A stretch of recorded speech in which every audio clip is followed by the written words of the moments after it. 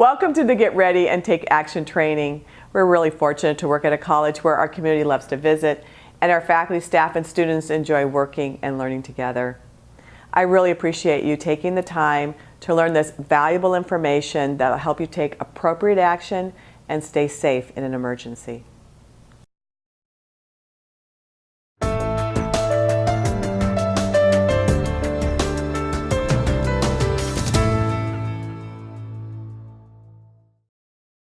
Hi, I'm Robin Blacksmith, Safety, Security, and Emergency Management Director at Shoreline Community College. And the training that we're doing today is an overview of the typical types of hazards that we would most likely experience on our campus. The governor of our state has issued a directive to ensure that we are all prepared to respond to an emergency or disaster at Shoreline Community College. OSHA, the Occupational Safety and Health Administration, also requires that employees are aware of key elements for emergency preparedness and how to respond to any potential emergencies that we might have at our work site. First, we'll discuss the most relevant hazards that we're most likely to have here in the Shoreline area and on our campus. Those that you see highlighted in red are the most common sorts of emergencies or hazards that we might experience. Now, that doesn't mean that we may not have other types of hazards. We could have a tornado, or we could have an emergency like a train derailment. But the ones that are listed here are the most likely to occur. So we have a long fault line in the ocean out here off of Washington known as the Cascadia Subduction Zone. It runs along the coastline from North Vancouver Island in Canada to Northern California. It's predicted that we are going to have a very large earthquake in our region due to the movement of the oceanic plates in this region. So an earthquake in our area is something that we definitely need to be prepared for, as well as fire that you see in red, and of course severe weather for this area. The other incidents that you see, we will touch upon and go through some of these. At times I'll go through some of them quickly, and other times I'll take more time to explain each of those in depth. So at Shoreline Community College, we operate under the principles of the Incident Command System, or ICS for short.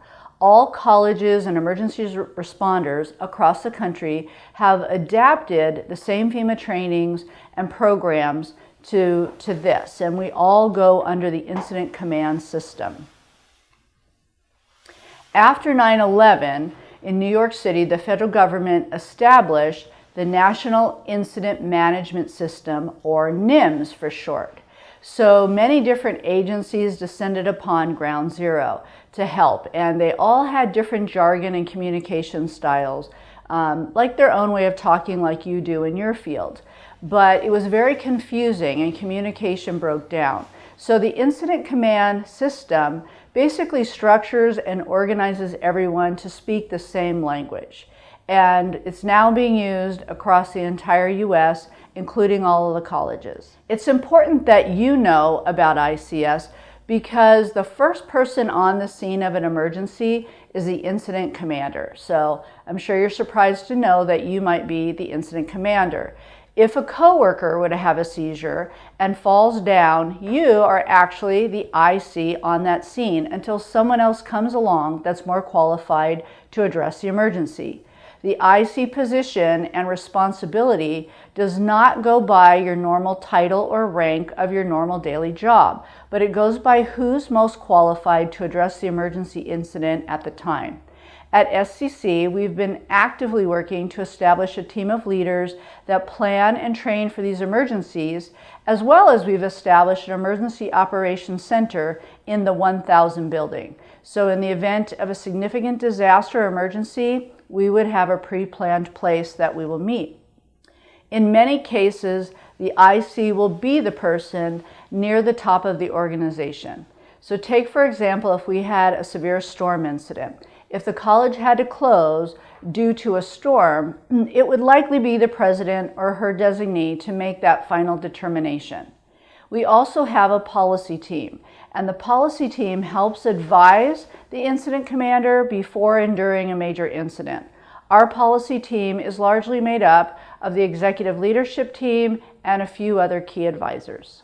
So this is a very simple diagram of how our command chart might look under the ICS structure.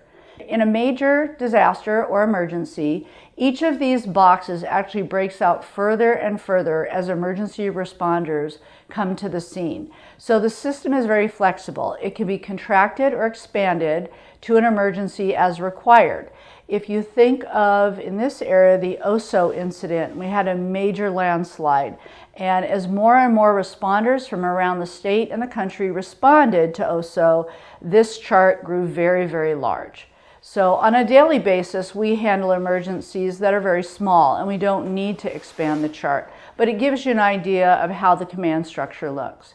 You can take the ICS course online through FEMA, and we have a link on the Emergency Preparedness website that takes you right to Incident Command Systems 100 HE. So that's the basic entry-level course, and HE, of course, stands for higher education. The course takes about 2 to 3 hours, and at the end of it, you earn a certificate.